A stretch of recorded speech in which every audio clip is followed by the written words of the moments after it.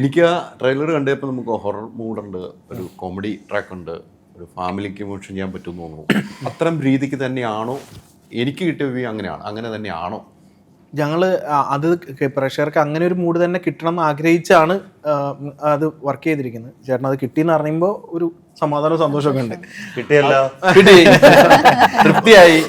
അപ്പോൾ അത് തന്നെയാണ് നമ്മുടെ ഉദ്ദേശം. അപ്പം നമുക്ക് ഈ ഹൊറർ കാണിച്ച് നമുക്ക് പേടിപ്പിക്കുക എന്ന് പറയുന്ന ഒരു ഉദ്ദേശം ഞങ്ങൾക്ക് ഏതായാലും ഇല്ലായിരുന്നു. അപ്പം നമ്മൾ ഇതിനകത്ത് ഹൊററുണ്ട്, പേടിപ്പെടുത്തുന്ന സിറ്റുവേഷൻസ് കുറച്ചൊക്കെ ഉണ്ട്. പക്ഷേ അത് ആ പേടിയായിട്ടല്ല, നമ്മളത് ഹോണ്ടഡ് ആയിട്ടുള്ള ഒരു സ്ഥലത്ത് എത്തിപ്പെടുന്ന കുറച്ച് പാവം മനുഷ്യർ.